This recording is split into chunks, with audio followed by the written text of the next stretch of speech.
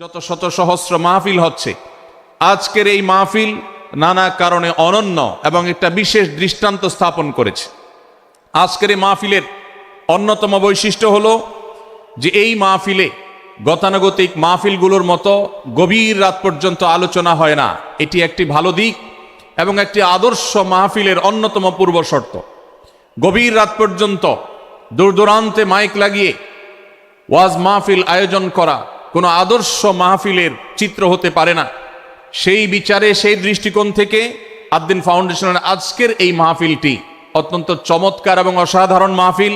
কারণ এই মাহফিলের গত 2 দিনের খবর আমি নিয়েছি এবং আজকের দিন সম্পর্কে আমি জেনেছি যে গভীর রাত পর্যন্ত এবং দূর দূরান্ত পর্যন্ত মাইক লাগিয়ে মানুষকে ডিস্টার্ব করার মতো মাহফিল এখানে হচ্ছে না। এটি একটি ভালো দিক। দ্বিতীয়ত হলো, ওয়াজ মাহফিল থেকে শুধুমাত্র ওয়াজ বা আলোচনা নয়, এখান থেকে দ্বীনি বই পুস্তক, কোরআন এবং হাদিসের আলোকে রচিত যে সমস্ত ধর্মীয় বই পুস্তক আমাদের প্রয়োজন হয়, সেই সমস্ত বইয়ের প্রয়োজন মেটাবার জন্য আপনারা জানেন এখানে 20-25টি বুক স্টলের ব্যবস্থা করা হয়েছে। বিশাল বড় বই মেলার আয়োজন করা হয়েছে।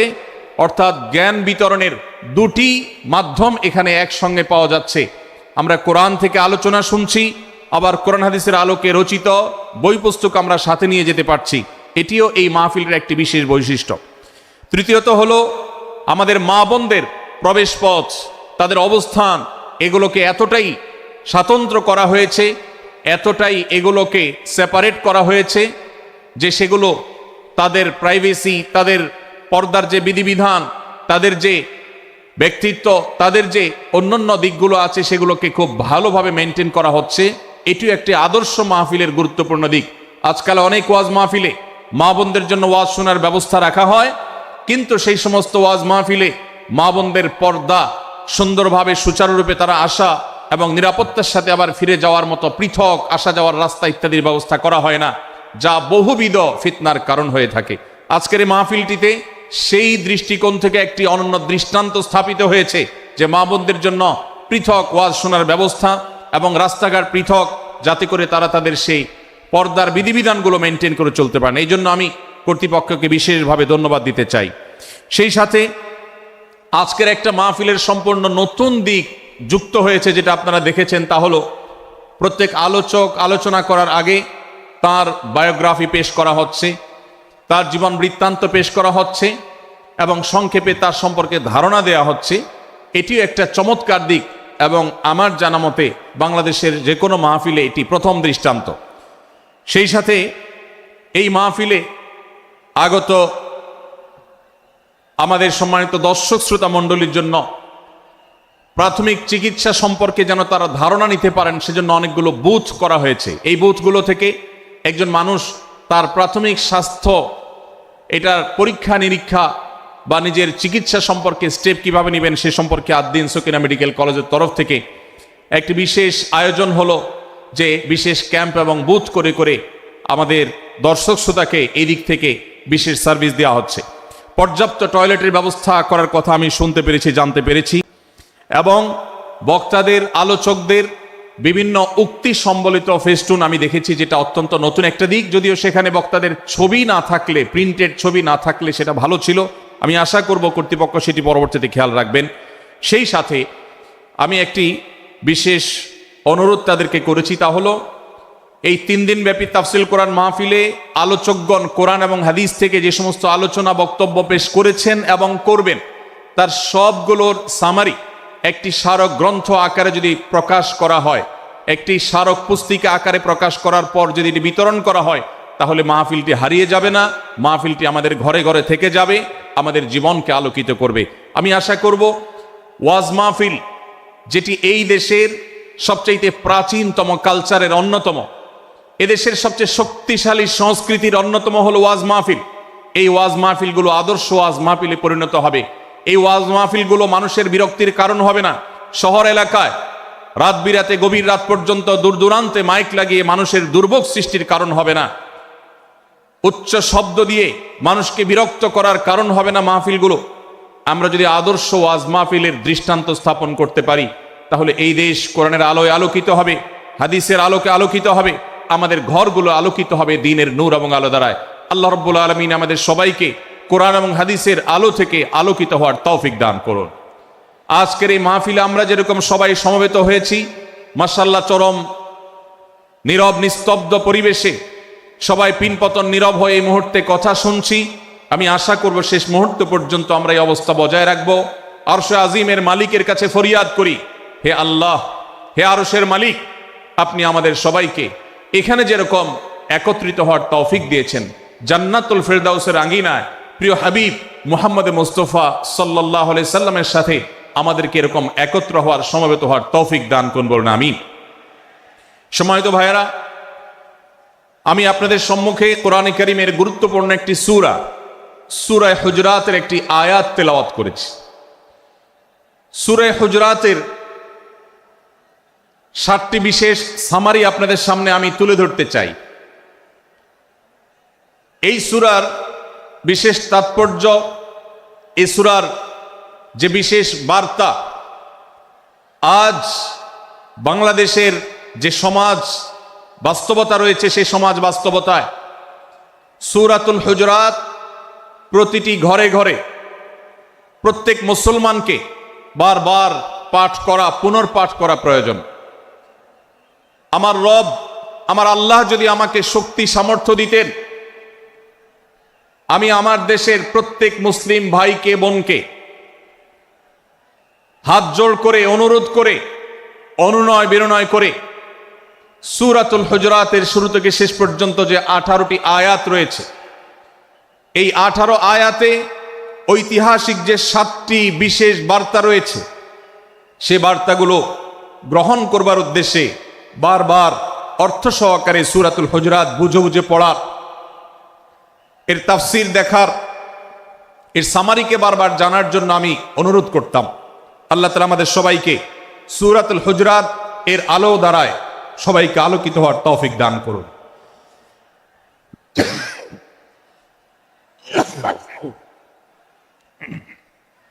সম্মানিত উপস্থিতি,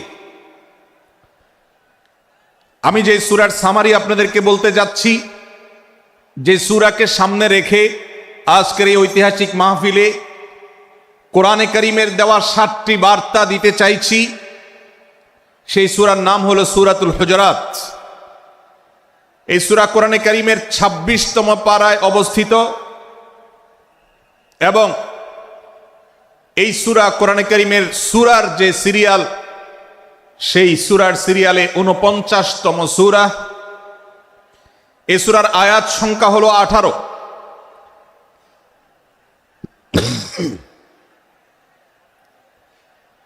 এই সূরার প্রথম থেকে 5ম আয়াত পর্যন্ত, প্রথম এই 5টি আয়াতে আল্লাহ রাব্বুল আলামিন তার প্রিয় নবী মুহাম্মদ মুস্তাফা সাল্লাল্লাহু আলাইহি ওয়াসাল্লাম, সবাই দুরূদ পড়ি, সাল্লাল্লাহু আলাইহি ওয়াসাল্লাম, প্রিয় নবীজির নাম শুনলে দুরূদ পাঠ করতে হয়, তার জন্য দোয়া করতে হয়।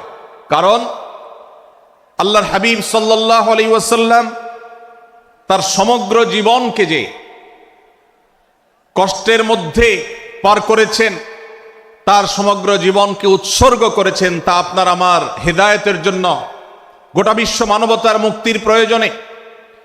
যিনি তার জীবনকে, যৌবনকে শেষ করে দিয়েছেন, তার সমগ্র জীবনে কখনো ভোগ উপভোগ এটিকে কখনো তিনি প্রশ্রয় দেননি, প্রাধান্য দেননি।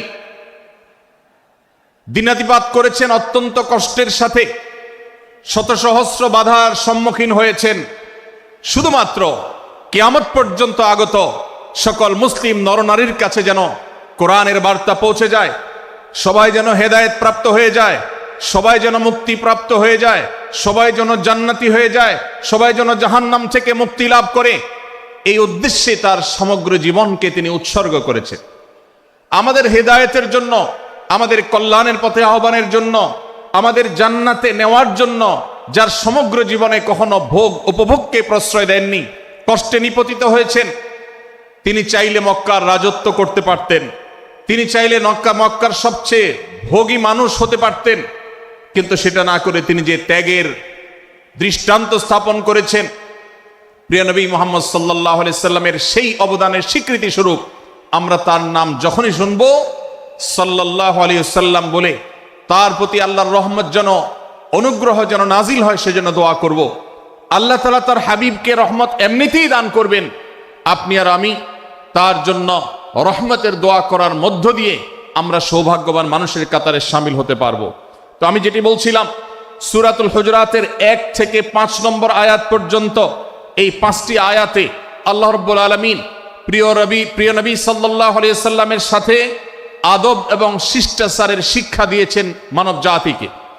এবং আল্লাহ রাব্বুল আলামিন ঈমানদারদেরকে পরম মায়ার সাথে ডেকে, ইয়া আইয়ুহাল্লাযীনা আমানু, হে ঈমানদারগণ, এই ডাকে আল্লাহ তাআলা ডেকে বলেছেন, লা তুকাদ্দিমু বাইনা ইয়াদাইল্লাহি ওয়া রাসূলিহি, তোমরা আল্লাহ এবং তার রাসূলের সামনে আগ বেড়ে কোনো কথা বলবে না, আগ বেড়ে কোনো কাজ করবে না। একজন ঈমানদার, একজন মুসলমান, তার এই শিষ্টাচারের শিক্ষা তার জীবনে ধারণ করতে হবে। যখনই আল্লাহ কোনো কথা বলেছেন, আল্লাহ রাসূল সাল্লাল্লাহু আলাইহি সাল্লাম কোনো কথা বলেছেন, এটি নিশ্চিত হতে পারবো আমরা, তখন একজন ঈমানদার আর কখনো সেটার উপর কোনো কথা বলবে না, আগ বেড়ে কোনো কিছু করবে না, কোনো প্রকার সীমা লঙ্ঘন করবে না। ক্বাল আল্লাহ ক্বাল আর রাসূল, আল্লাহ বলেছেন, আল্লাহ রাসূল বলেছেন, এটি শোনার পর সে তার আপদ মস্তককে সারেন্ডার করবে, সে নিজেকে আত্মসমর্পণ করবে। এরপর তার কোনো যুক্তিকে, কোনো বুদ্ধিকে, তার কোনো মতামতকে সে সেখানে আর দাঁড় করাবার চেষ্টা করবে না। এটা একজন শিষ্টাচার বিশিষ্ট ঈমানদারের বৈশিষ্ট্য। কোরআন এই শিক্ষা আমাদেরকে দিয়েছে। ভাইরা আমার, এই শিক্ষাকে ধারণ করে আমরা যারা নিজেদেরকে মুসলমান দাবি করছি, আমাদের সম্মানীয় যারা আছেন, আল্লাহকে যেরকম আমরা সম্মান করি, আল্লাহ রাসূলকে যেরকম সম্মান করি, ঠিক একইভাবে আমাদেরকে যে সমস্ত মানুষগুলোকে সম্মান করার নির্দেশ করা হয়েছে, ওলামা একরাম রয়েছেন, আমাদের বাবা মা, বয়সে বড়, শিক্ষিত, এবং যারা আমাদের শিক্ষক বৃন্দ আছেন, এভাবে যারা আমাদের সম্মানের পাত্র আছেন, সে মানুষগুলোর সামনে আগ বেড়ে যেন কোনো কিছু না করি। সে আগ বাড়াটা কথার ক্ষেত্রে হতে পারে, চলার ক্ষেত্রে হতে পারে, আচরণের ক্ষেত্রে হতে পারে। এই শিষ্টাচারের শিক্ষা সূরা হুজুরাতের প্রথম আয়াতে আমাদেরকে দেয়া হয়েছে। প্রিয় ভাইরা আমার, আমাদের সমাজে আজ যে সমস্ত ভালো গুণের দুর্ভিক্ষ চলছে, ক্রাইসিস চলছে, অভাব চলছে, এর মধ্যে অন্যতম হলো আজ শিষ্টাচারের অভাব। আমাদের সমাজের চতুর্দিকে আপনি দেখতে পাবেন পরিলক্ষিত হচ্ছে। আমাদের শিশু থেকে নিয়ে কিশোর, যুবক থেকে নিয়ে মধ্যবয়স্ক, সকল শ্রেণী মানুষের মধ্যে আজ আদব এবং শিষ্টাচারের ভয়াবহ অভাব আমরা দেখতে পাচ্ছি। বিশেষ করে পশ্চিমা সংস্কৃতিকে আমাদের এই স্বদেশে, আমাদের এই মুসলমানদের সমাজে জোর করে পুশ করাবার, সে সমস্ত এজেন্ডাকে বাস্তবায়ন করবার যে প্রচেষ্টা এদেশের এক শ্রেণীর মানুষকে করতে দেখা যায়, তারা এদেশের সমাজের খাঁজে বাজে থাকা ইসলামের কৃষ্টি, কালচার এবং সংস্কৃতিগুলোকে ধুয়ে মুছে পরিষ্কার করবার জন্য শত সহস্র উদ্যোগ নিয়েছে। আমাদেরকে কোরআনের শিক্ষা ধারণ করে, কোরআনের শিক্ষাকে প্রচার করে, কোরআনের শিক্ষাকে প্রতিষ্ঠিত করে ব্যক্তির মধ্যে, ঘরে, পরিবারে, সমাজে, রাষ্ট্রে, সংবিধানে, আইনে, সংসদে, সর্বত্র কোরআনের শিক্ষাকে বাস্তবায়ন করে সেই সমস্ত বিন্দেশি অপসংস্কৃতি চাপিয়ে দেওয়ার ষড়যন্ত্রকে মোকাবেলা করতে হবে ইনশাআল্লাহ। ভাইরা আমার, আর সেজন্য সূরা হুজুরাতের এই শিষ্টাচারের শিক্ষা আমাদের জীবনে খুবই গুরুত্বপূর্ণ। আমরা যখনই কোনো সম্মানীয় ব্যক্তির কাছে আমরা থাকব, তাদের কথার উপরে কথা বলা, তাদের সাথে তর্ক করা, তাদের সামনে আগ বেড়ে কথা বলা, এমনকি তারা যখন চলবেন তাদের সামনে সামনে হাঁটা, এই সবগুলো কোরআনের এই শিষ্টাচারের যে শিক্ষা আছে এর পরিপন্থী। প্রিয় নবী সাল্লাল্লাহু আলাইহি সাল্লামের সময়কার একটি ঘটনা, এক ব্যক্তি তার বাবার সাথে হেঁটে যাচ্ছিলেন, বোঝা যাচ্ছিল না যে তাদের মধ্যে বাবাকে সন্তানকে। অনেক সময় বাপ সন্তানের বাহ্যিকভাবে দেখে বোঝা যায় না, এরকম কোনো কোনো ক্ষেত্রে হয়। জিজ্ঞেস করা হলো তাদেরকে, তোমাদের মধ্যে বাবাকে সন্তানকে? বলা হলো যে অমুক বাবা, অমুক সন্তান। তখন নির্দেশনা দেওয়া হলো যে সন্তান তার হাঁটা এবং চলার মধ্য দিয়ে এই বিনয়ের প্রকাশ ঘটাতে হবে, আনুগত্যের প্রকাশ ঘটাতে হবে, সম্মান এবং শ্রদ্ধার প্রদর্শন করতে হবে, যার মধ্য দিয়ে বোঝা যায় যে কে সন্তান আর কে বাবা, এর জন্য জিজ্ঞেস করতে না হয়। আজ আমাদের যারা তরুণ আছি, আমরা যুবক আছি, আমরা অনেকেই পশ্চিমা সংস্কৃতি দ্বারা প্রভাবিত হয়ে আমরা শিষ্টাচারের এই গণ্ডি এবং সীমানা পার হয়ে চলে গেছি। কোরআন আমাদেরকে শিষ্টাচারের শিক্ষা দিচ্ছে যে আমরা সিনিয়রদের সামনে বিনয়ের সাথে আচরণ করব, তাদের সামনে সামনে চলা থেকে বিরত থাকব, যথাসম্ভব তাদেরকে অনুসরণ করার চেষ্টা করব, তাদের সাথে কথা হবে, তাদের আগ বেড়ে কথা হবে না, তাদের কোনো জিজ্ঞাসা থাকলে সেটার উত্তর হবে বিনয়ের সাথে। এই শিষ্টাচারের শিক্ষা আমাদেরকে দেয়া হয়েছে। এবং একইভাবে সূরা হুজুরাতের প্রথম বার্তার মধ্যে নবী সাল্লাল্লাহু আলাইহি সাল্লামের সাথে আরেকটি শিষ্টাচার শেখানো হয়েছে, তা হলো আল্লাহ রাব্বুল আলামিন আমাদের কণ্ঠকে, আমাদের আওয়াজকে, আমাদের কথাকে নবী সাল্লাল্লাহু আলাইহি সাল্লামের কথার চাইতে যেন আগ বেড়ে না যায়, তার চাইতে যেন উঁচু কণ্ঠে আমরা কথা না বলি, তার চাইতে যেন উচ্চ স্বরে কথা না বলি, সেই শিক্ষা দিয়েছেন। সেই শিষ্টাচারের শিক্ষা আমাদেরকে দেওয়া হয়েছে। ভাইরা আমার, প্রিয় নবী সাল্লাল্লাহু আলাইহি সাল্লামের সাহাবীরা নবী সাল্লাল্লাহু আলাইহি সাল্লামের প্রতি আদব এবং শিষ্টাচার এত বেশি প্রদর্শন করতেন যে নবী করিম সাল্লাল্লাহু আলাইহি সাল্লামের প্রতি এই শিষ্টাচারের কথা যখন বলা হয়, সাহাবীরা অনেকে নবী করিম সাল্লাল্লাহু আলাইহি সাল্লামের সাথে কথা বলতে রীতিমতো ইতস্তত বোধ করছিলেন যে কিভাবে কথা বলবো, না জানে জোরে হয়ে যায় এবং তাতে না জানে আমি বেয়াদবের কাতারে শামিল হয়ে যাই, শিষ্টাচার বহির্ভূত কাজ করে ফেলি। এবং আল্লাহ তাআলা যে সতর্কীকরণ করেছেন সূরা হুজুরাতের এই 1 থেকে 5 নম্বর আয়াতের মধ্যে, তার আওতায় আমি না জানে পড়ে যাই। তখন সাহাবায়ে কেরাম বিনয় এবং বিনম্রতা অবলম্বন করেছেন এবং তারা একরকম বিপাকে পড়ে গেছেন। এতটা তারা সভ্য ছিলেন, এতটা তারা নম্র ছিলেন, এতটা তারা বিনম্র আচরণ করতেন নবীজির সাথে। ভাইরা আমার, এই বিষয়টিও আমরা শুধুমাত্র আমাদের প্রিয় নবীজির জন্য নয়, এটি আমাদের মা বাবা, আমাদের সম্মানের পাত্র যারা আছেন, আমাদের বয়সে যারা সিনিয়র আছেন, তাদের সামনে কথা বলার সময় আমরা মেনটেন করে চলবো। অর্থাৎ আমরা উচ্চ কণ্ঠে তাদের সামনে কথা বলবো না। এই মাহফিলে এখনো শত শত হাজারো মানুষ হয়তো এমন আছেন যারা মায়ের সামনে, বাবার সামনে, বড় ভাইয়ের সামনে, শিক্ষকের সামনে, সিনিয়রদের সামনে, মুরব্বীদের সামনে, ওলামাদের সামনে উচ্চ কণ্ঠে কথা বলেন। প্রিয় ভাইরা আমার, আমরা মুসলমানদের সন্তান, আমরা মুহাম্মদ সাল্লাল্লাহু আলাইহি সাল্লামের উম্মত, আমরা আবু বকর, ওমর, ওসমান, আলী রাদিয়াল্লাহু আজমাইনের অনুসারী, আমরা কোরআনের অনুসারী। কোরআনের অনুসারী কখনো বেয়াদব হতে পারে? কোরআনের অনুসারী কখনো বেয়াদব হতে পারে? কোরআন যে শিষ্টাচারের শিক্ষা দিয়েছে, এই শিক্ষা আজ আমাদের মধ্যে ধারণ করতে হবে, আমাদের সন্তানদের শেখাতে হবে, আমাদের ঘরে ঘরে এই শিক্ষা চর্চা করতে হবে, আমাদের সমাজে এটিকে প্রতিষ্ঠিত করতে হবে। পশ্চিমা সংস্কৃতির যে ছোবল, সে ছোবল আমাদের সন্তানদেরকে আজকাল অনেক ক্ষেত্রে বেয়াদবে পরিণত করছে, তাদের অনেক সময় শিষ্টাচার থেকে বের করে দিচ্ছে। তারা কখনো স্বাধীনতার নামে, কখনো মত প্রকাশের নামে, কখনো বিভিন্ন নামে তারা কিন্তু হারিয়ে যাচ্ছে।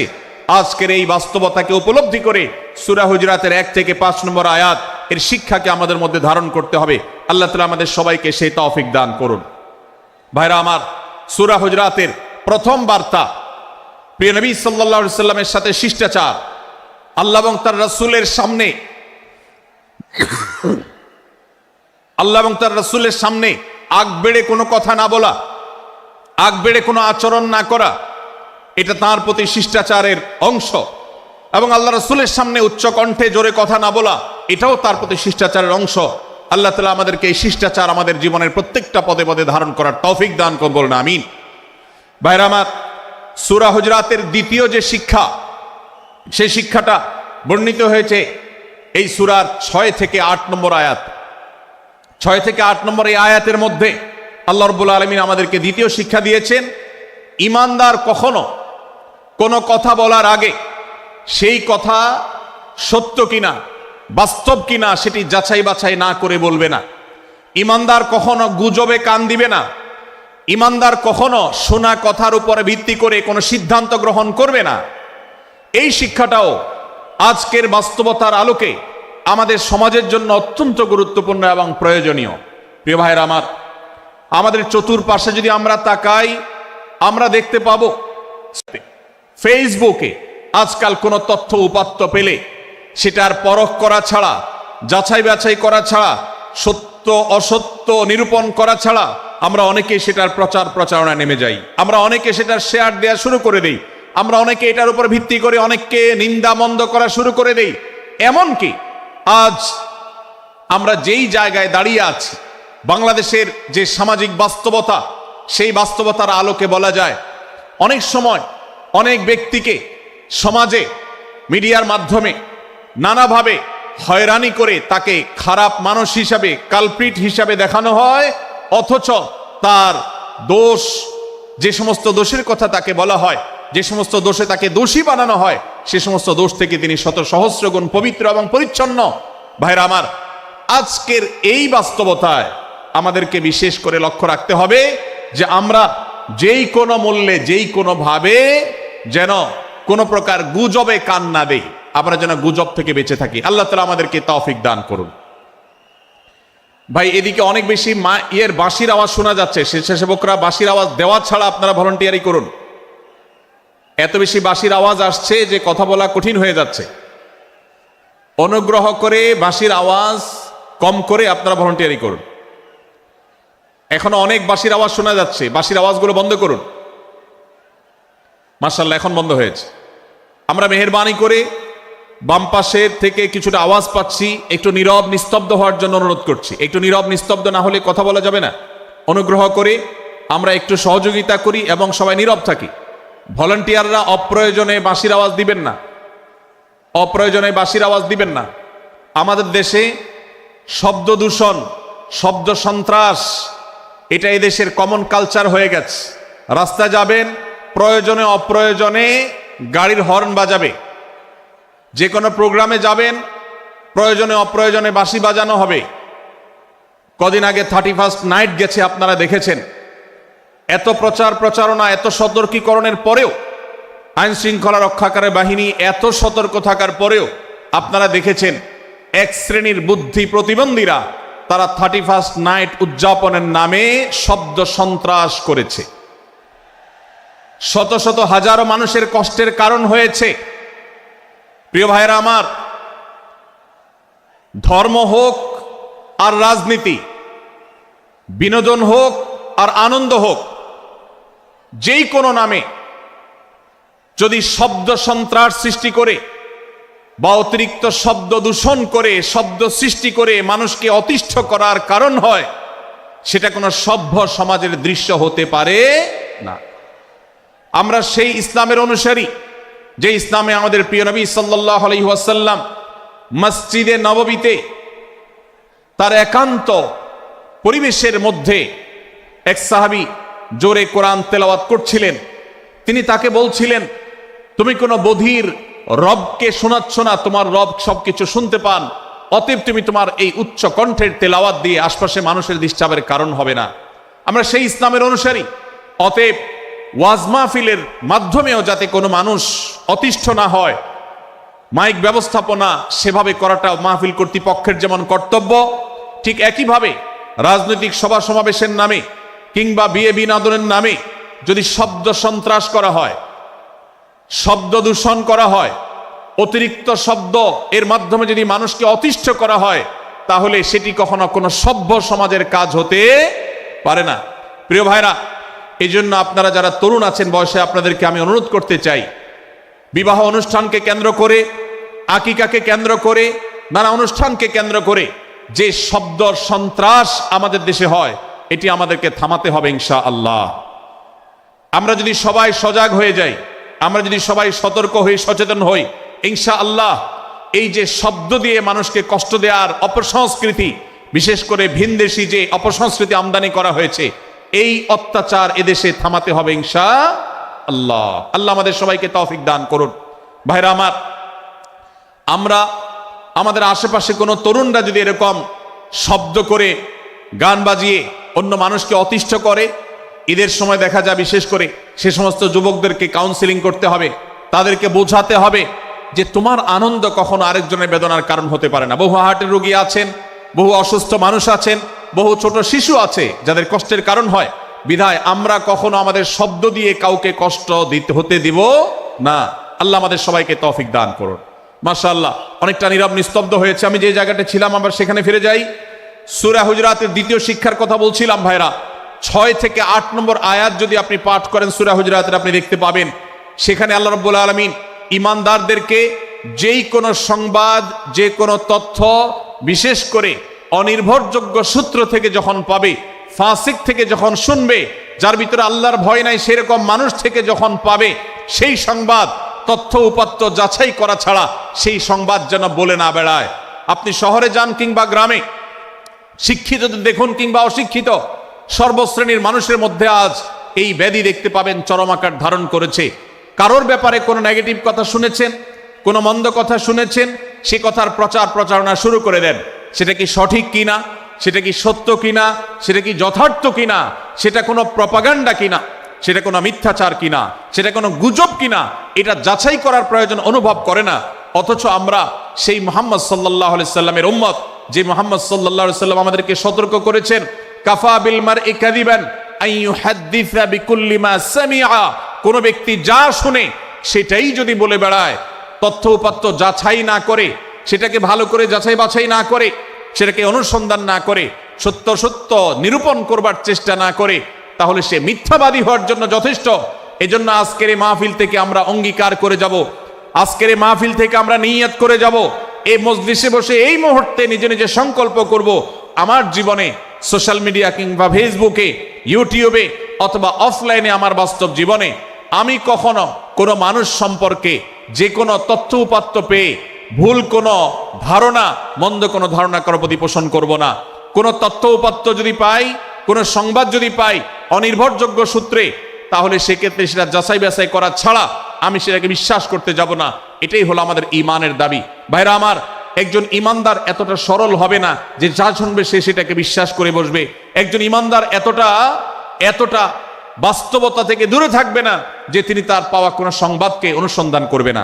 আল্লাহ তাআলা আমাদের সবাইকে সূরা হুজরাতের এই দ্বিতীয় শিক্ষাটাকে আমাদের জীবনে ভালো করে ধারণ করার তৌফিক দান করুন। আল্লাহ বলেছেন, ইয়া আইয়ুহাল্লাযীনা আমানু, হে ঈমানদারেরা, ইন জাআকুম ফাসিকুম বিনাবাইন ফাতাবায়ানু, তোমাদের কাছে কোনো ফাসিক, যার মধ্যে আল্লাহর ভয় নেই, এরকম কোন মানুষ যদি কোন সংবাদ উপস্থাপন করে,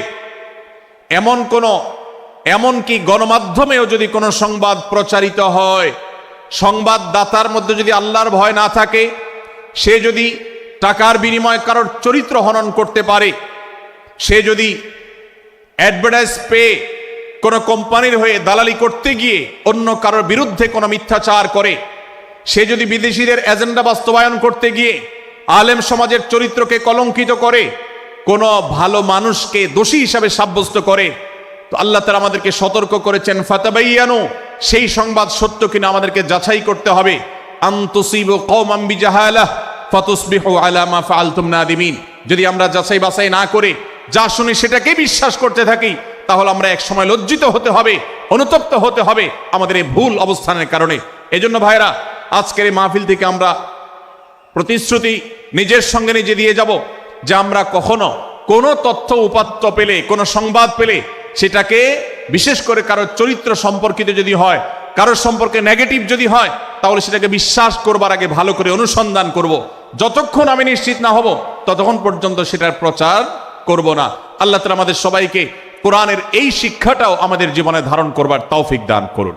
ভাইরা আমার, তৃতীয় যে শিক্ষা সূরা হুজরাতের, সেটি হলো আল্লাহ রাব্বুল আলামিন সূরা হুজরাতের 9 এবং 10 নম্বর আয়াতে ঈমানদারদের মধ্যে যদি কখনো মতভিন্নতা, মতপার্থক্য, যে এটা যদি মারামারিতে পরিণত হয়, ঈমানদারদের মধ্যে যদি কখনো দুই পক্ষ গন্ডগোল এবং ফাসাদের মধ্যে লিপ্ত হয়ে যাওয়ার মতো দৃশ্যের অবতারণা হয়, তাহলে আমরা যেন আমাদের মুসলমান ভাইদের ঘর পোড়ার মধ্যে আলু পোড়া দিতে না যাই। আমরা যেন আমাদের মুসলমান ভাইদের মধ্যকার বিভেদকে আরো বৃদ্ধি করতে সহায়তা না করি। আমরা যেন মীমাংসার পথ অবলম্বন করি। আমরা যেন তাদের মধ্যকার সম্পর্কের যে অবনতি হয়েছে সেটাকে দূর করবার চেষ্টা করি। আল্লাহ রাব্বুল আলামিন এই নির্দেশ দিতে গিয়ে বলেছেন, ওয়া ইন তাইফাতানি মিনাল মুমিনিনা কাতাতালু, যদি ঈমানদারদের দুটি দল, দুটি গ্রুপ নিজেদের মধ্যে মারামারিতে লিপ্ত হয়ে যায়, ফাসলিহু বাইনাহুমা, তাহলে তোমরা সেই বিবাদমান দুটি দলকে মীমাংসা করবার চেষ্টা করবে। আজ আমাদের মধ্যে এরকম বহু বিষয়কে কেন্দ্র করে মুসলমানদের মধ্যে অনেক সময় মুখোমুখি অবস্থান আমরা দেখতে পাই, যা দুর্ভাগ্যজনক, যা হওয়ার কথা ছিল না। এমনকি জাগতিক বিষয়ে যেমন হয়, ধর্মের নামে, ইসলামের নামে আজ আমরা হাজার হাজার টুকরা হয়েছি। আজ গোটা বিশ্বে আমাদের মুসলমানদের যে অবস্থান দুর্বল হয়েছে, এর অন্যতম প্রধান কারণ হলো আমাদের অনৈক্য।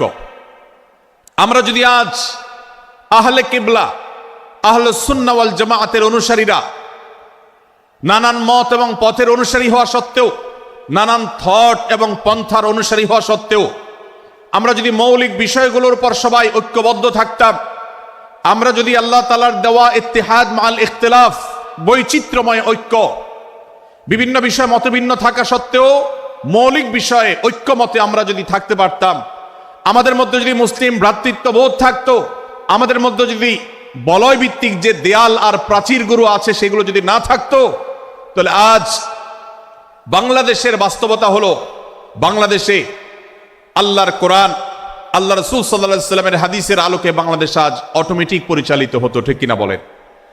আমরা যদি আজ ঐক্যবদ্ধ থাকতাম, তাহলে এদেশের হাতে গোনা যাবে এরকম স্বল্প সংখ্যক নাস্তিকেরা, ইসলাম এবং মুসলমানদের শত্রুরা, তারা আমাদেরকে নিয়ে তারা আজ যে খেলা খেলছে, আমাদেরকে যে তারা শাসন করছে, আমাদেরকে যে তারা তাদের অধীনস্থ করে রাখছে, আমাদের উপরে যে আজ ভিনদেশি কালচার চাপিয়ে দিচ্ছে, আমাদের উপরে তারা যে আজ কর্তৃত্ব করছে, আমাদেরকে আজ টুকরা টুকরা করছে, এই দুঃসাহস তারা কোনোদিন দেখাতে পারতো না যদি আমরা ঐক্যবদ্ধ থাকতাম। ভাইরা আমার, এই জন্য আমরা সব বিষয়ে সবাই একমত হব না। আজকের এই মাহফিলে যত মানুষ এসেছেন সবাই সব বিষয়ে একমত নন।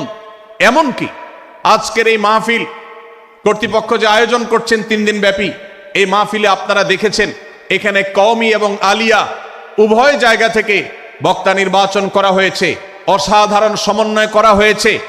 এটি একটি ঐক্যের বার্তা।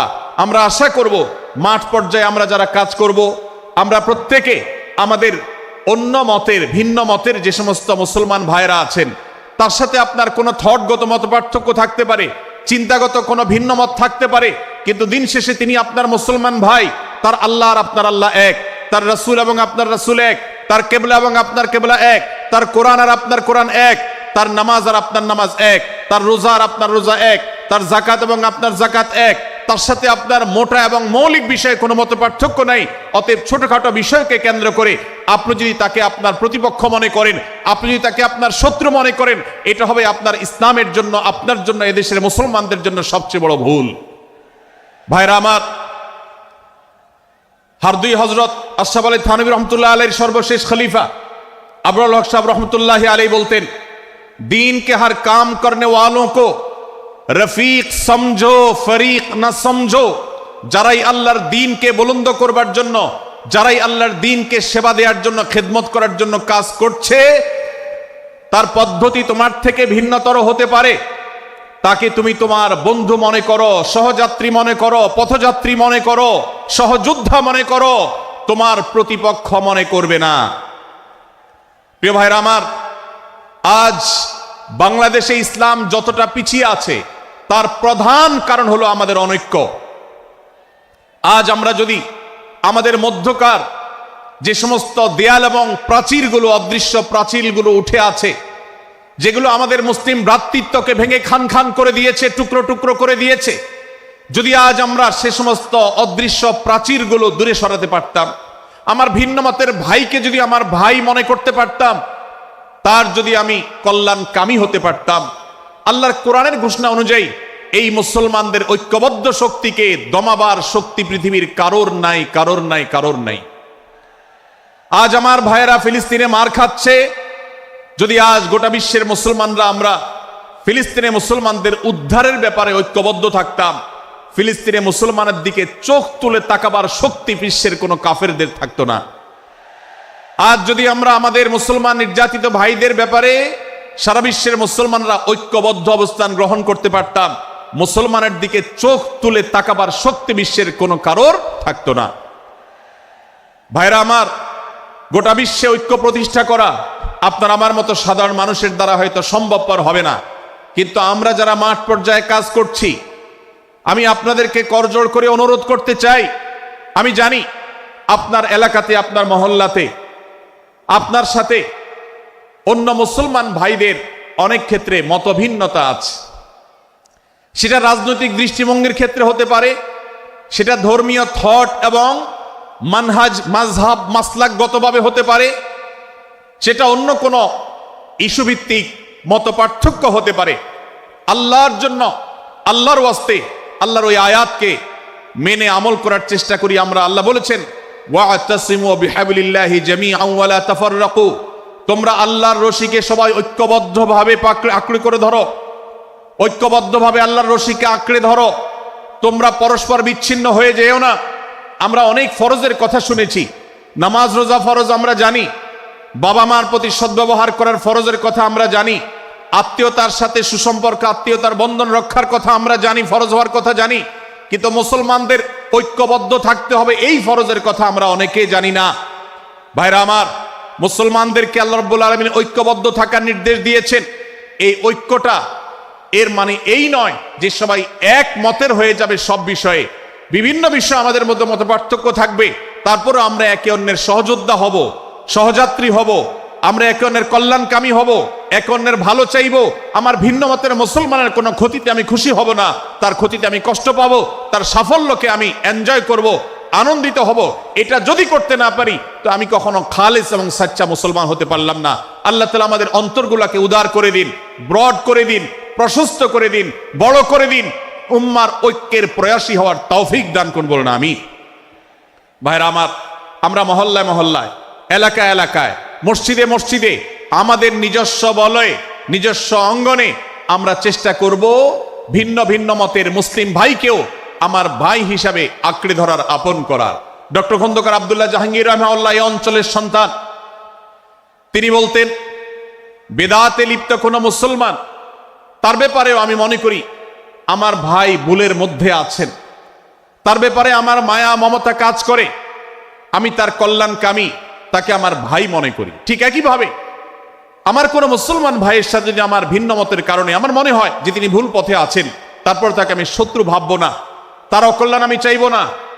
আজ বাংলাদেশের বাস্তবতা যদি আমরা তাকাই, দেখতে পারবো ইসলাম এবং মুসলমানদের যত শত্রু আছে, আমরা দেখেছি গত কয়েক যুগ ধরে তাদের নিজেদের মধ্যে হাজারো বিভক্তি, হাজারো মত পার্থক্য থাকা সত্ত্বেও মুসলমানদের শত্রুতা করার ব্যাপারে তারা সবাই ঐক্যবদ্ধ।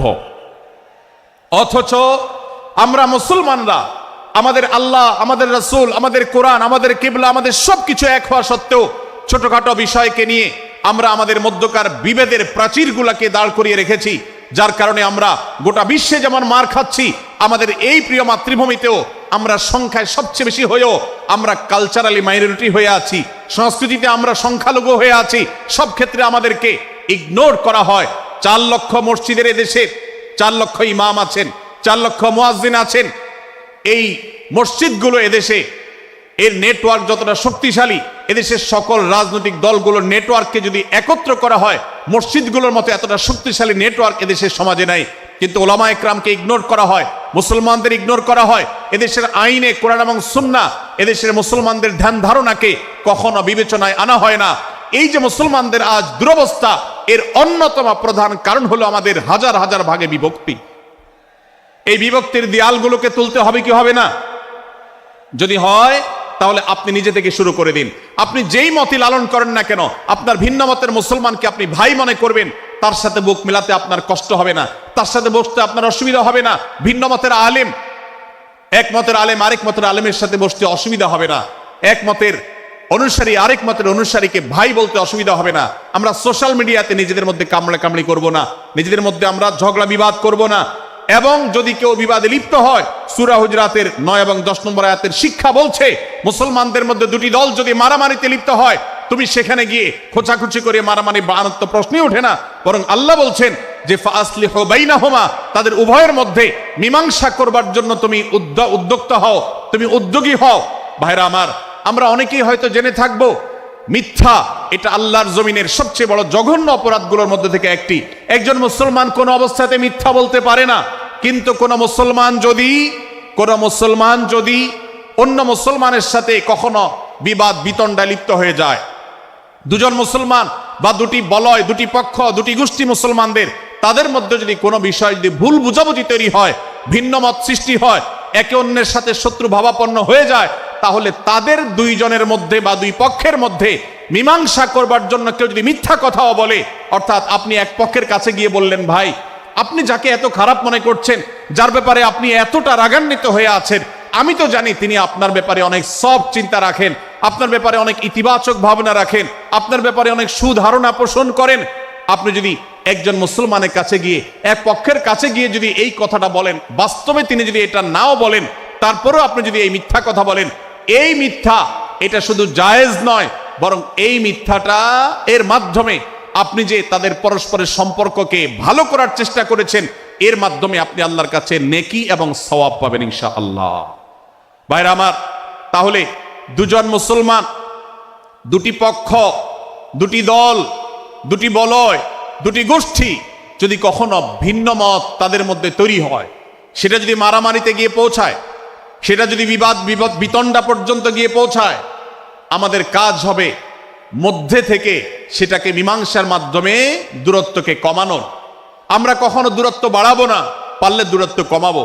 ডক্টর খন্দকার আব্দুল্লাহ জাহাঙ্গীর রহমতুল্লাহ একটা কথা বলতেন, মুসলমানদের বাড়িতে যে আগুন লেগেছে, বিভেদের আগুন, মতবিরোধের আগুন, মত পার্থক্য, এটা মতবিরোধে যে পৌঁছে গেছে, এ আগুন তিনি বলতেন, আমি নিভাবার মতো শক্তি আমার নাই, এত পাওয়ার নাই যে বহুদা বিভক্ত মুসলমানদেরকে আমি ঐক্যবদ্ধ করে ফেলবো, এত শক্তি আমার হাতে নেই। কিন্তু একটা শক্তি আমার কাছে আছে ভাই, সেটা হলো যে বিবাদমান মুসলমানদের মধ্যে বিবাদ যেন আর না বাড়ে, বিবাদের যে আগুন লেগেছে সে আগুনে যেন আর ঘি ঢালা না হয়, কেরোসিন ঢালা না হয়, সেজন্য আমি ভূমিকা রাখতে পারি।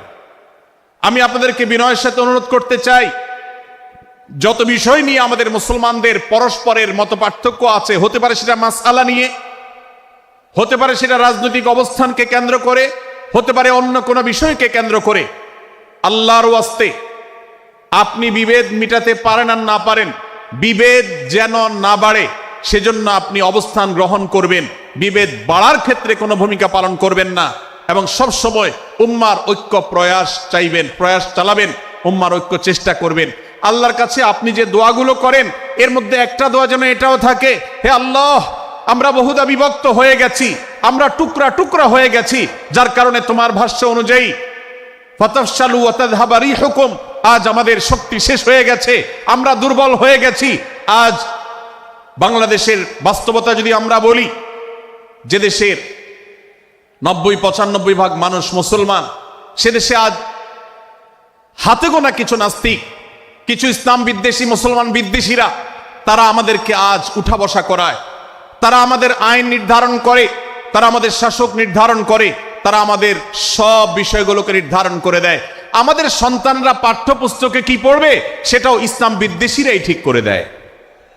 ভাইরা আমার, এই অবস্থার যদি পরিবর্তন চাই, তাহলে আমাদের মধ্যকার দূরত্বগুলো কমাতে হবে।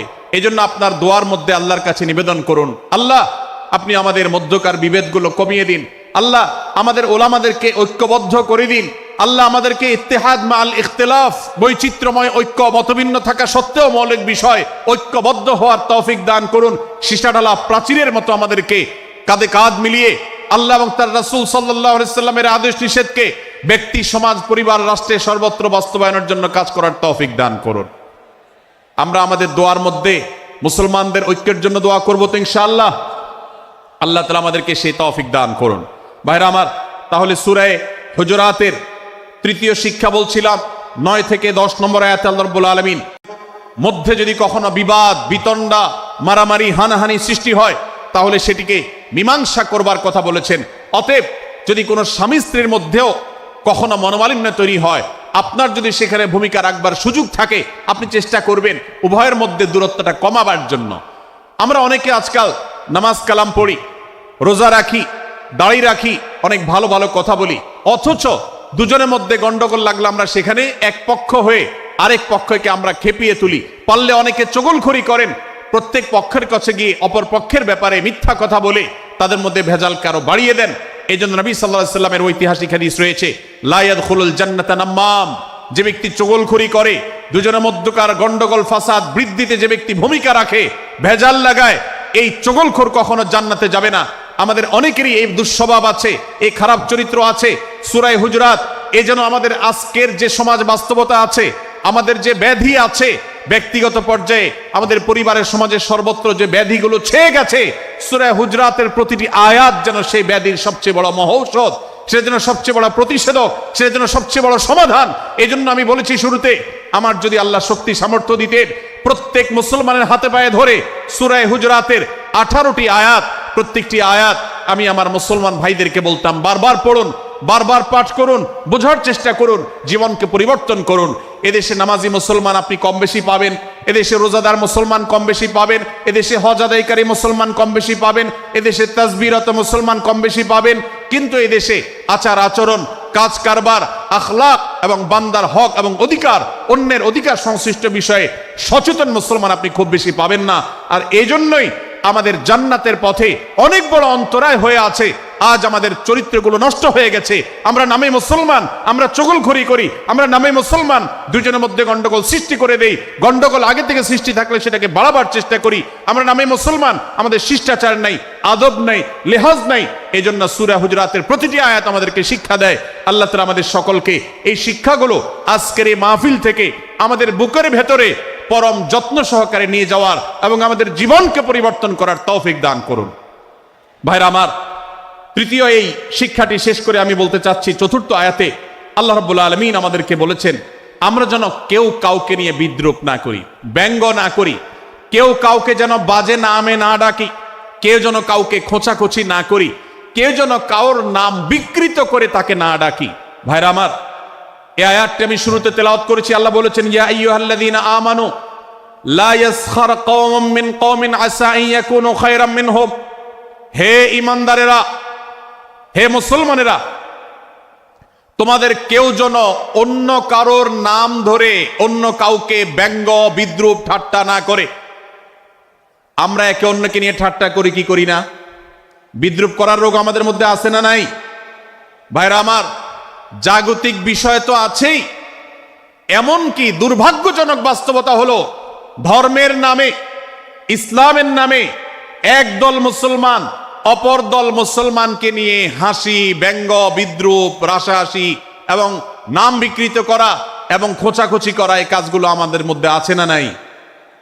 আমরা যারা ইসলামের খেদমত মনে করে আমার ভিন্ন মতের ভিন্ন দলের মুসলমানকে খোঁচাখুচি করি, আমরা যারা আল্লাহর খেদমত মনে করে, ইসলামের সেবা মনে করে, দাওয়াতের কাজ মনে করে, ইসলাম প্রচার মনে করে ভিন্ন মতের অন্য দলের মুসলমানকে নিয়ে ব্যঙ্গ বিদ্রূপ আর হাসাহাসি করি, তাদেরকে সোশ্যাল মিডিয়াতে, অনলাইনে, অফলাইনে তুচ্ছ-তাচ্ছিল্য করি, আল্লাহর শপথ করে বলছি, এটা ইসলামের সেবা নয়, এটা হলো প্রবৃত্তির পূজা, এটা হলো আপনার নফসের পূজা, এটা হলো আপনার প্রবৃত্তির গোলামি করা, এটা আল্লাহর গোলামি নয়, এটা ইসলামের খেদমত নয়, এটা ইসলামের 12টা বাজানো।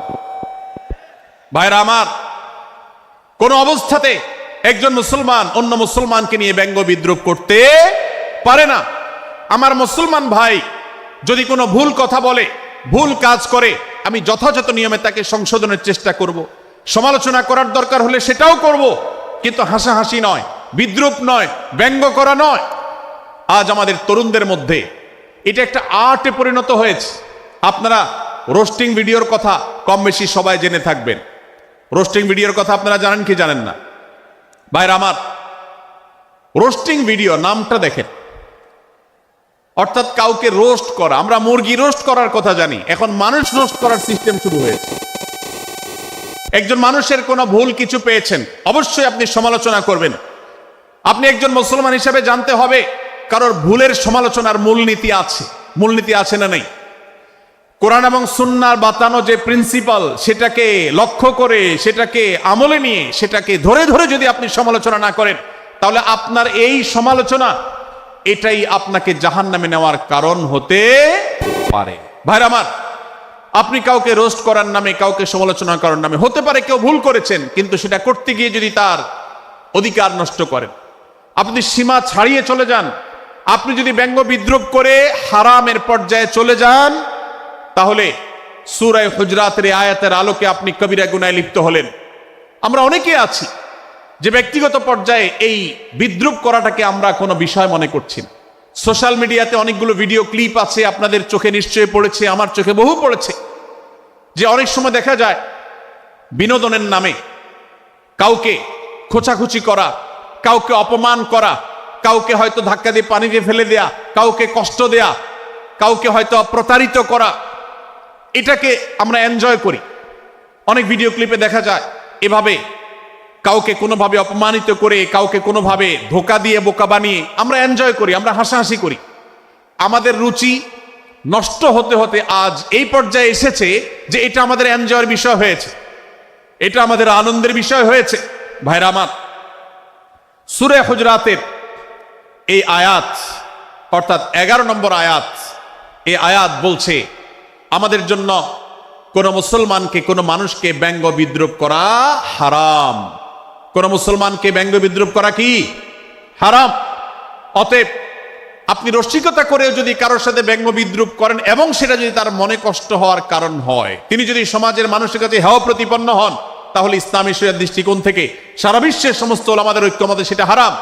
আমরা চুরি করা হারাম জানি, আমরা ডাকাতি করা হারাম জানি, আমরা মাদক সেবন করা হারাম জানি, আমরা নামাজ ত্যাগ করা হারাম জানি। এই সমস্ত হারাম থেকে আমরা অনেকেই বেঁচে থাকি, কিন্তু আমি আমার মুসলমান ভাইয়ের চরিত্র হনন করছি, শুধুমাত্র সাধারণ জীবনযাত্রার ক্ষেত্রে করছি তা নয়, এমনকি ধর্মের নামে, ইসলাম প্রচারের নামে, দাওয়াতের নামে আমরা আমাদের প্রতিপক্ষ মুসলমান ভাইকে নিয়ে অনেক সময় ব্যঙ্গ বিদ্রুপ করি, হাসাহাসি করি, তাকে ছোট করি, তাচ্ছিল্য করি, হেয় করি, তার সম্মানহানি করি। আমরা জানি না আমাদের প্রিয় নবী সাল্লাল্লাহু আলাইহি ওয়াসাল্লাম এর একটা হাদিস আমাদের সামনে রয়েছে, সহিহ মুসলিমে বর্ণিত হয়েছে। নবী করিম সাল্লাল্লাহু আলাইহি ওয়াসাল্লামের এই হাদিস আজ সবচেয়ে অসহায় হাদিস।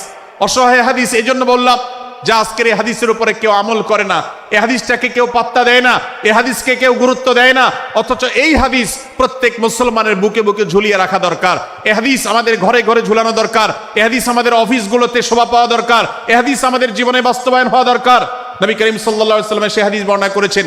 আবু হুরায়রা রাদিয়াল্লাহু তাআলা আনহু তিনি বলেছেন, লা তাহাসাদু, লা তাহাসাদু, হে মুসলমানরা, তোমরা কেউ কাউকে কখনো হিংসা করবে না, কেউ কাউকে হিংসা করবে না। আমাদের মধ্যে হিংসা আছে না নাই? হিংসা আছে না নাই? আমরা একে অন্যকে হিংসা করি। একদল মুসলমান অন্য দল মুসলমানকে হিংসা করে, কেউ কারো ভালো দেখতে পারে না। ভাইরা আমার, আল্লাহ নবী বলেছেন, লা তাহাসাদু, তোমরা একে অন্যকে হিংসা করো না। ওয়ালা তানাজাসু, কেনা বেচা করতে গিয়ে কেউ কাউকে ধোকা দিও না, প্রতারণা করো না। ওয়ালা তাবাগাদু, তোমরা একে অন্যের সাথে শত্রুতা বিদ্বেষ পোষণ করবে না। ওয়ালা তাদাবারু, তোমাদের কেউ যেন কারোর পেছনে লেগে না থাকে, কাউকে অবজ্ঞা যেন না করে। ওয়ালা ইয়াবি আহাদুকুম আলা বাই'i আখিহি, এবং তোমাদের কেউ যেন আরেকজনের কেনাবেচার উপরে সেখানে ইন্টারফেয়ার করে সে যেন সেখানে কোন প্রকার ক্ষতিগ্রস্ত কাউকে না করে। ওয়াকুনু ইবাদাল্লাহি ইখওয়ানা, হে মুসলমানরা, তোমরা আল্লাহর বান্দা, ভাই ভাই হয়ে থাকো।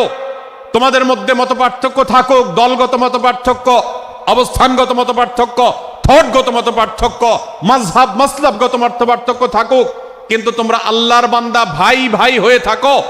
এক দলের মুসলমানকে আল্লাহ তাআলা ভাই ভাই হতে বলেন নাই, এক গ্রুপের মুসলমানকে আল্লাহ ভাই ভাই হতে বলেন নাই, এক বলয়ের মুসলমানকে আল্লাহ ভাই ভাই হতে বলেন নাই, নিজ দলের মুসলমানের সাথে আল্লাহ ভাই ভাই থাকতে বলেন নাই। আল্লাহ বলেছেন সকল মুসলমানদের সাথে ভাই ভাই হয়ে থাকার জন্য, ভ্রাতৃত্বের বন্ধনে থাকার জন্য। এজন্য আল্লাহ নবী সাল্লাল্লাহু আলাইহি ওয়াসাল্লাম সে নির্দেশ করেছেন।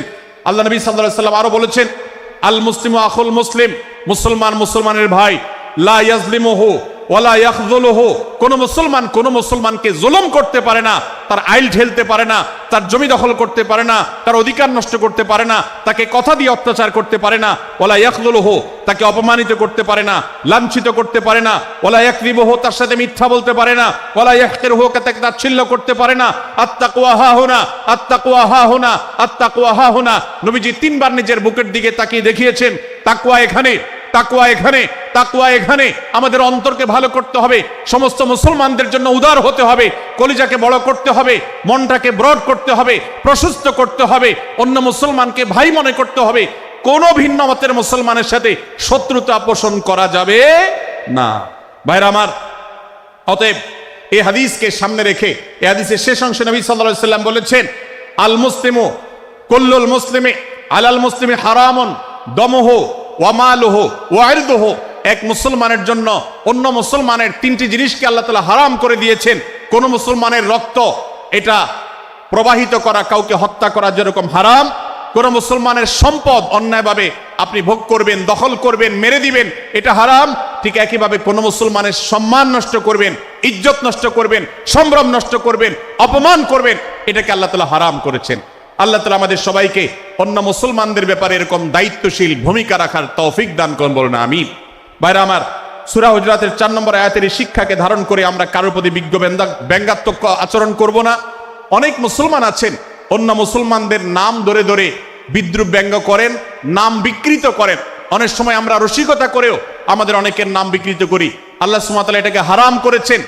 এমনকি নবী সাল্লাল্লাহু আলাইহি ওয়াসাল্লাম বলেছেন, লা তাকুল লিকাসিরিন ইয়া কাসিরু, কোন খাটো বা বেটে মানুষকে হে বেটে, হে খাটো এরকম বলে ডেকো না। নবী সাল্লাল্লাহু আলাইহি ওয়াসাল্লাম বলেছেন এভাবে ডাকলে তিনি অপমানিত হন। আল্লাহ তাকে এভাবে সৃষ্টি করেছেন। আমরা অনেক সময় দেখা যায় একে অন্যকে খোঁচা মারতে গিয়ে তার গায়ের রং কালো হলে, তিনি দেখতে আকারে ছোট হলে তাকে আমরা ব্যঙ্গ করি, বিদ্রুপ করি, তাকে আমরা তাচ্ছিল্য করি, তাকে আমরা অপমান করি, তাকে আমরা অপদস্থ করি।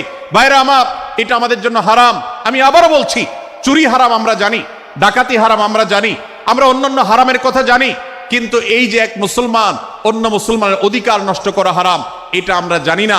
এক মুসলমান অন্য মুসলমানের নাম বিকৃত করা হারাম, এটা আমরা জানি না। এই ব্যাপারেও আমরা দেখেছি যে আমরা যারা ইসলামের দাওয়াতের কথা বলি, কোরআন হাদিসের কথা বলি, তারাও দেখা যায় সোশ্যাল মিডিয়াতে, ফেসবুকে একদল মুসলমান অন্য দলে মুসলমানদেরকে নানা বাজে উক্তি দিয়ে ডাকাডাকি করে, বিকৃত নামে ডাকে, বিকৃত উপাধি দেয়, খারাপ কথা বলে, অমুকের দালাল তমুকের দালাল ইত্যাদি ধারণা করে কথা বলে। এই কাজগুলো হারাম, এগুলো আমরা কখনো করব না। 5 নম্বর যে শিক্ষা আছে সূরা হুজুরাতে, সেটা হলো 12 নম্বর আয়াতে আল্লাহ রাব্বুল আলামিন এখানে কুধারণা করাকে হারাম করেছেন, মন্দ ধারণা করতে আল্লাহ তাআলা নিষেধ করেছেন, এবং গীবত করতে, পেছনে লাগতে নিষেধ করেছেন। ভাইরা আমার, এই একটি আয়াত অর্থাৎ সূরা হুজুরাতের 12 নম্বর আয়াত, এই আয়াতটির শিক্ষা ধারণ করে যদি আমরা আমাদেরকে শুধরাতে পারি, সংশোধন করতে পারি, তাহলে ইসলামের মেইন যে কাজগুলো আছে, ঈমানকে বিশুদ্ধ করা এবং শিরক মুক্ত ঈমান আনা, 5 ওয়াক্ত নামাজ পড়ার পর, বান্দার হক আদায়ের পর, এই আয়াতটির পর আমল করলে আপনার জান্নাতে যাওয়ার সবচেয়ে বড় বাধা দূর হয়ে যাবে ইনশাআল্লাহ। ভাইরা আমার, যে আয়াতে আল্লাহ তাআলা আমাদেরকে কারো প্রতি মন্দ ধারণা করতে নিষেধ করেছেন, গীবত করতে নিষেধ করেছেন, কারো পেছনে লাগালাই করতে নিষেধ করেছেন, সেই আয়াতে আল্লাহ রাব্বুল আলামিন বলেছেন, ইয়া আইয়ুহাল্লাযীনা আমানু ইজতানিবু কাসীরাম মিনায-যন্ন, হে ঈমানদারেরা, হে মুসলমানরা, তোমরা কারোর প্রতি ধারণা, মন্দ ধারণা তোমরা করো না, এটা থেকে বিরত থাকো। অনেক ধারণা অর্থাৎ মন্দ ধারণা, এটা গুনাহ, এটা থেকে বিরত থাকো। ইন্না বা'দায-যন্নি ইসম, কারণ কিছু কিছু ধারণা অর্থাৎ যেগুলো মানুষের সম্পর্কে কোনো তথ্য উপাত্ত ছাড়া নিছক ধারণা প্রসূত মন্দ ধারণা করা হয়, সেগুলো গুনাহের কারণ, সেগুলো অপরাধের কারণ, সেগুলো কবিরা গুনাহ, সেগুলো পাপাচার, সেগুলো আল্লাহর অসন্তুষ্টির কারণ, সেগুলো আল্লাহর অবাধ্যতার কারণ। এজন্য ভাই, কারোর প্রতি মন্দ ধারণা করা যাবে না। এক্ষেত্রে আমি জানি আমাদের ব্যক্তিগত পর্যায়ে কারোর ব্যাপারে কোনো কিছু কথা উঠেছে অথবা সামান্য একটু সন্দেহ তৈরি হয়েছে, আমরা তার চরিত্র নিয়ে টানাটানি করি। আমরা জানি না একজন মুসলমানের চরিত্রের মূল্য কত বড়। আমার কাছে সুস্পষ্ট প্রমাণ আসার আগ পর্যন্ত কোনো মুসলমানের চরিত্র নিয়ে আমার ব্লেম করবার কোনো অধিকার আমার নাই। এই জন্য একজন মুসলমান কখনো কারো প্রতি কুধারণা করবে না, মন্দ ধারণা পোষণ করবে না, খারাপ ধারণা পোষণ করবে না। আল্লাহ তাআলা আমাদেরকে এমন মুসলমানের সম্পর্কে খারাপ ধারণা করা থেকে বেঁচে থাকার তৌফিক দান করুন। ভাইরা আমার, কিছুটা বিশৃঙ্খলা দেখা যাচ্ছে। আমরা আপনাদেরকে বিনীতভাবে অনুরোধ করতে চাই, অনুগ্রহ করে সবাই বসে পড়ুন। যারা দাঁড়িয়ে আছেন তারা একটু বসে পড়ুন, সবাই যার যার দায়িত্বে বসে যান। আপনি আরেকজনের চিন্তা না করে আপনি একটু বসে যান। ভলান্টিয়ার ভাইরা, প্যান্ডেলের ভেতরে পেছনে কি হচ্ছে আপনারা একটু দেখুন। ডান পাশে যে সমস্ত ভাইরা আছেন, ভাইরা আপনারা আমার কথা শুনুন। ডান পাশে, আমার প্যান্ডেলের ডান পাশে যারা আছেন, আপনাদেরকে আমরা অনুরোধ করছি, ওয়াজ মাহফিলের মঞ্চে, তাফসীর কোরআন মাহফিলের প্যান্ডেলে এসে আমরা যদি বিবাদ বিতণ্ডায় লিপ্ত হই, আমরা সে বিষয়ে আলোচনা করছি, আল্লাহর ওয়াস্তে আমরা বিবাদ বিতণ্ডা বন্ধ করি। আপনারা একটু শান্ত হন, আল্লাহর জন্য একটু সবর করেন। ভাইরা আমার, এদিকে যে কিছুটা বিশৃঙ্খলা দেখা যাচ্ছে, আপনাদেরকে আমরা অনুরোধ করছি আপনারা একটু বিশৃঙ্খলা বন্ধ করুন। ভাইরা, এখানে যারা দাঁড়িয়ে আছেন সবাই বসে যান, সবাই বসে যান, সবাই বসে যান। যশোরের মানুষের দুর্নাম হোক আপনারা কি চান? আপনারা কি চান যশোরের মানুষের দুর্নাম হোক?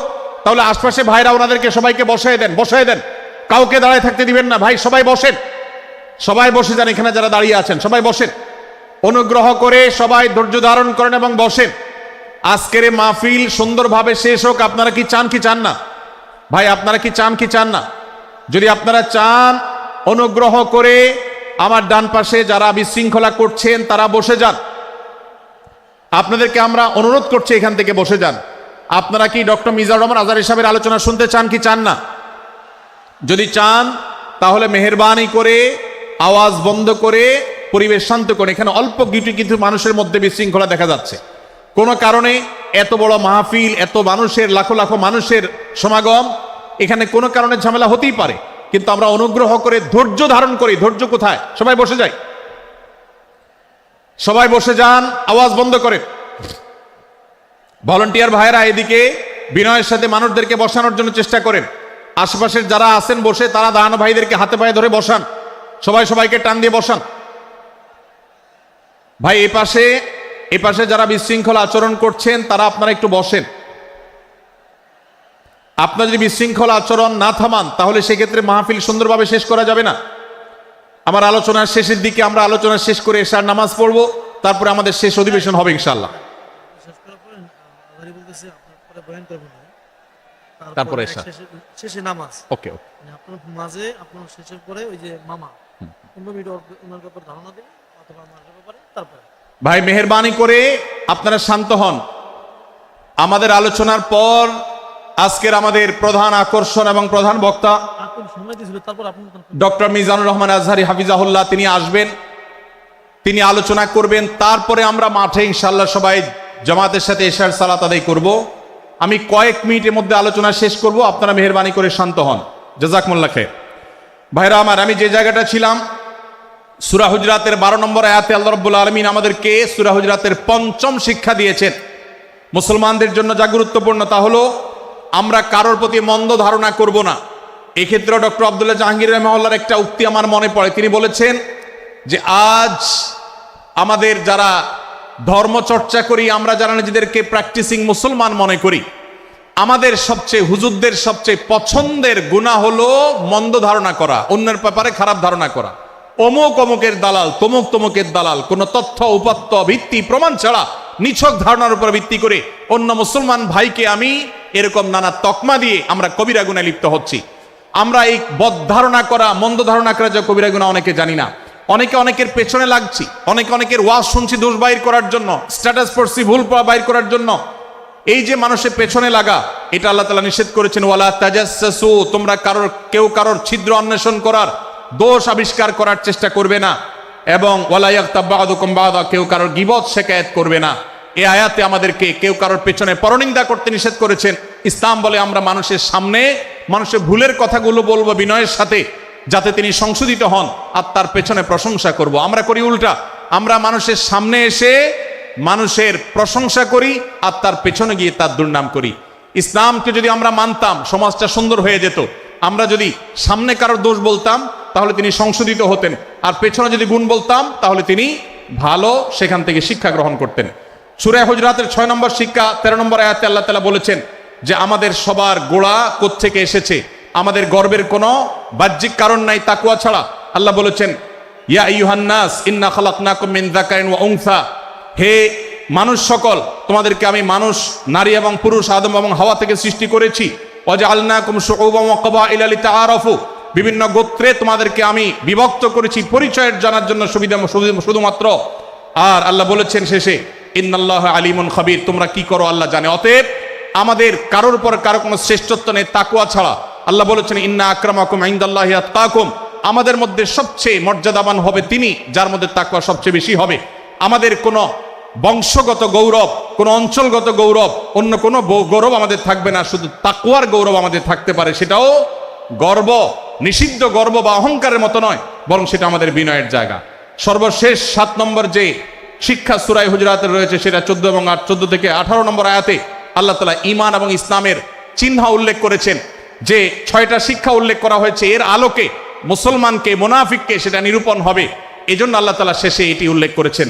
এই 7টি শিক্ষাকে ধারণ করে আমরা আমাদেরকে ভালো মুসলমান হিসাবে গড়ে তোলার চেষ্টা করব, আমাদের জীবনকে সাজাবার চেষ্টা করব। আল্লাহ তাআলা আমাদের সবাইকে তৌফিক দান করুন। আমি আবারও এক নজরে বলে শেষ করছি, সূরা হুজরাত কোরআনে কারীমের 26তম পারার একটি সূরা, 49 নম্বর সূরা, কোরআনের 18টি আয়াতের আছে।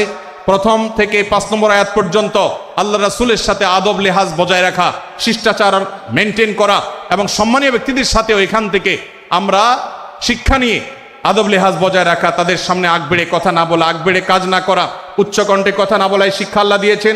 দ্বিতীয়ত, আমাদেরকে কোনো সংবাদ, বিশেষ করে অনির্ভরযোগ্য তথ্যের সংবাদ শুনে আমাদেরকে কারোর ব্যাপারে ধারণা করার আগে আল্লাহ তাআলা আমাদেরকে যাচাই করার শিক্ষা দিয়েছেন। আমরা যেন গুজবে, আমরা যেন ধারণা প্রসূত কোনো তথ্যে আমরা যেন কান না দেই, সেই শিক্ষা আল্লাহ আমাদেরকে দিয়েছেন। এটি 6 থেকে 8 নম্বর আয়াতে, 9 থেকে 10 নম্বর আয়াতে আল্লাহ তাআলা মুসলমানদের দুই গ্রুপের মধ্যে গন্ডগোল দেখা দিলে মীমাংসা করতে বলেছেন। এবং 4 নম্বর শিক্ষা 11 নম্বর আয়াতে বিদ্রুপ করতে নিষেধ করেছেন আল্লাহ তাআলা, কারণ নাম ধরে ব্যঙ্গ করাকে হারাম করা হয়েছে। এবং 5 নম্বর শিক্ষা 12 নম্বর আয়াতে আল্লাহ তাআলা দিয়েছেন, কারোর প্রতি মন্দ ধারণা করা যাবে না, কারোর পেছনে লাগা যাবে না, এবং কারোর মন্দ নামে কাউকে ডাকা যাবে না, কারোর সমালোচনা তার পেছনে করা যাবে না, এগুলোকে হারাম করা হয়েছে। 6 নম্বর শিক্ষা 13 নম্বর আয়াতে আল্লাহ বলেছেন, আমাদের সবার মধ্যে কারোর কোনো শ্রেষ্ঠত্ব নাই তাকওয়া ছাড়া। যার তাকওয়া যত বেশি, আল্লাহ ভীতি যত বেশি, তিনি আল্লাহর কাছে তত শ্রেষ্ঠ এবং সেরা। 7 নম্বর সর্বশেষ শিক্ষা হলো 14 থেকে 18 নম্বর আয়াতে আল্লাহ রাব্বুল আলামিন ঈমানদারদের আলামত, মুনাফিকদের আলামত উল্লেখ করেছেন। সেখান থেকে শিক্ষা নিয়ে আমরা আমাদের ঈমানকে পরখ করার চেষ্টা করব, আমাদের আমলকে পরখ করার চেষ্টা করব। আল্লাহ তাআলা আমাদেরকে সূরা হুজরাতের আলোকে আমাদের জীবনকে গঠন করার তৌফিক দান করুন, বলুন আমিন। আল্লাহ তাআলা আমাদের সবাইকে আজকের এই তাফসীর কোরআন মাহফিল থেকে সূরা হুজরাতের এই 7টি শিক্ষাকে ধারণ করে ভালো মুসলমান, যে মুসলমান সম্পর্কে নবীজি বলেছেন আল মুসলিম আখুল মুসলিম, মুসলমান মুসলমানের ভাই। যে হাদিসে নবীজি বলেছেন যে আল মুসলিমু মান সালিম আল মুসলিমুনা মিন লিসানি ওয়া ইয়াদি, মুসলমান সে যার হাত আর মুখ দ্বারা অন্য কোন মুসলমান কষ্ট পায় না, নিরাপদে থাকে। আমরা আমাদের সমাজকে শান্তিপূর্ণ সুশৃঙ্খল রাখতে হলে আমাদেরকে মুসলমান হতে হবে, ভালো মানুষ হতে হবে। আমাদের হাত মুখ দ্বারা কেউ কষ্ট পাবে না, কারোর হক নষ্ট করব না, কারোর অধিকার নষ্ট করব না, কারোর কষ্টের কারণ হবে না, কাউকে আঘাত করব না, কাউকে গালি দিব না, কারোর কোনো প্রকার অধিকার খর্ব করব না, জুলুম করব না।